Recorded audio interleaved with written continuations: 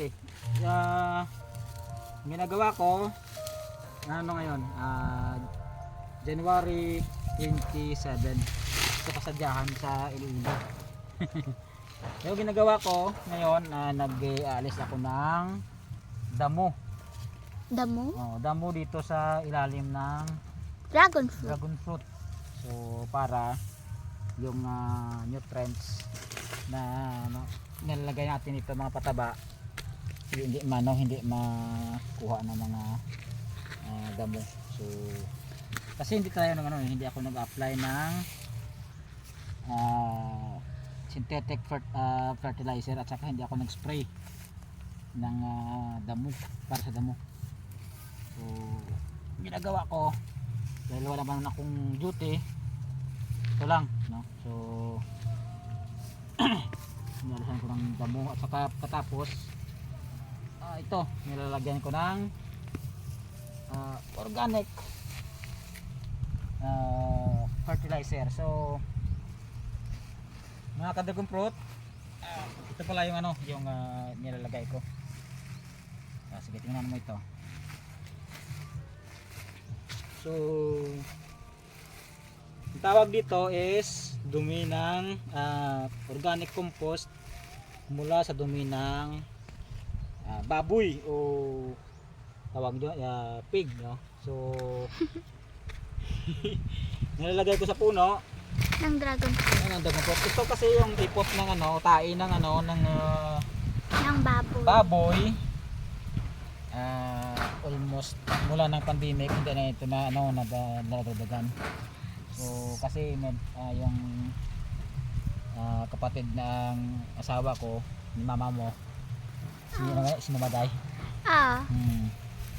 Meron siyang mini piggery. So nung tinamaan ng pandemic, stop ng pag-alaga ng baboy. So yung mga natirang dumi ito naging Compost. So tingnan nyo guys, ang ganda. So ito, so ginagawa ko ito lang yung nilalagay sa puno kasi mas mahal ang synthetic na fertilizer i-compare mo sa isang sako ng ganito. So dito libre lang to, wala ang gagawin mo lang ipapakolect mo lang sa sinatong pwede mong biyaran dito isang araw.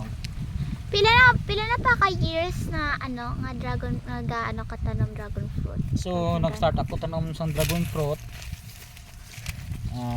2021. 2021. So last year naka-harvest na kita, di ba? So more than 2 years na. 2021, 22, 23. Mati 3 years na ito. Pero ito ka, i-focus mo. Video focus mo ito. Dito. Ito ay hindi pa to 1 year, hindi pa to 1 year kasi tinanim ko ito April 2023. Yan. So ganito na siya kalaki. So dapat ang ginagawa dito, ito mamaya itatali ko ito. Kasi pag hindi mo ito tinali, yan, hindi yan kakyat. Dapat every week dapat pupunta ka dito sa farm. Sa farm or Punta ka dito puntahan mo ito yung farm natin. Saka itatali mo ito. Kasi mga ka-dragon fruit, pag umakyat na dito sa taas, medyo malakas na to. kailangan itali. Itali isa, pero ito mabubulok itong kwan. Pero wala naman problema kasi pag nakaakyat na dito, magiging stem na ito ito na yung stem yung mag-support punta dito sa taas. Yan, so ito.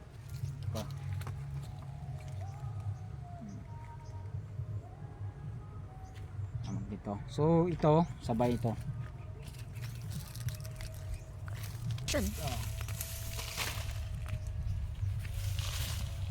So yung mga damo na inaalis ko, dito ko lang nilalagay sa gitna. So pag Bakit? nabulok ito, magiging pataba ito sa sa dragon fruit. Okay. So kapag nabulok to papa, naging compost siya. Compost yan. Di ba na pag-aralan nyo yan sa sa Science namin. si Jisa oh. Halika dito Jisa. So si Jisa, ano ngalan mo Jess? Shout out kay Jisa. Terbiat saga. Si Jisa. Okay. Ano na, ubra? Ay, paano pangalan nyo? Na, si Jezebel. Saan nyo po nakuha yung compost? Tangkal ka baboy. Ah, okay.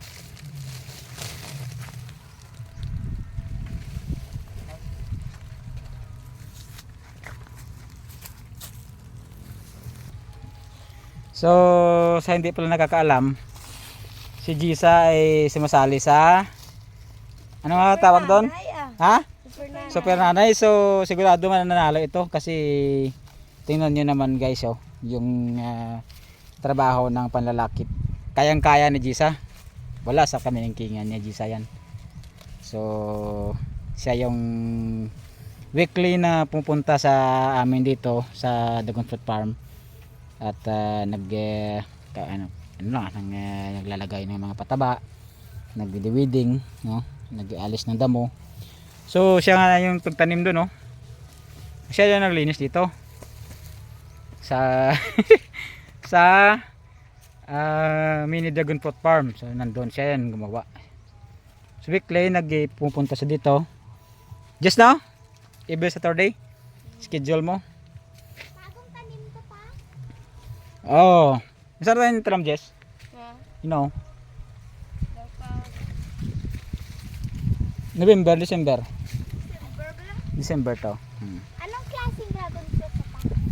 Moroccan red.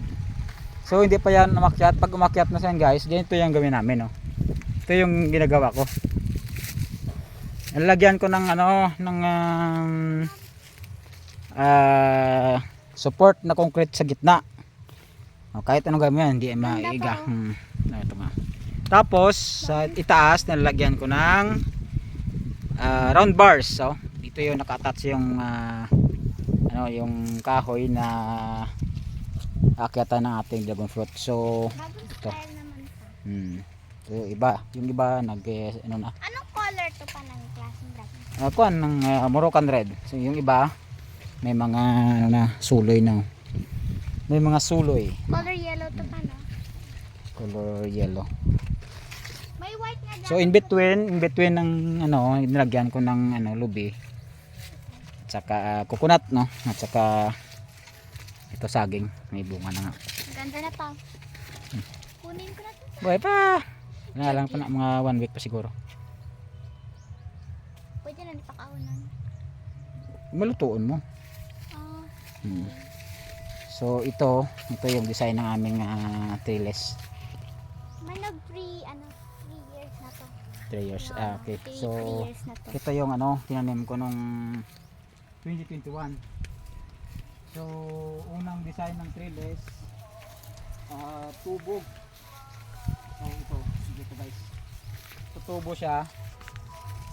Nilagyan ko ng poste ng badge cacao. Kaso ang problema dito, ito ga. Ang problema dito, mga kapatid, yung sabi ko nung nakalang vlog ko na dapat mayroon gap. Ang gap nito mula dito sa puno hanggang dito sa kabila is mga 6 feet lang. Dapat extend tayo para hindi ito kasi problema pag lumaki na hindi na makapasok. So yun doon sa kabila, yung sa kabila natin yung sa kabila binago ko na. Bagong style, para bago naman ang So ito namunga na ito last year 2021. So marami na itong nakuha na bunga. So nandito naman tayo mga ka-dragon fruit dito sa sa may sa may mga lubi dito. So, tinanim namin to ni Papa noong 2021. Maliit pa kasi ako noon eh. So, noon kasi mga tubo pa to or mga sugar cane.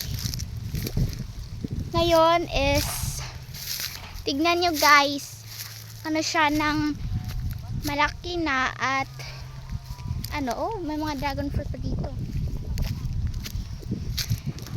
So, ang mini dragon fruit from ni Papa is actually may mga tanom dito siya, mga lubi, kag mga saging.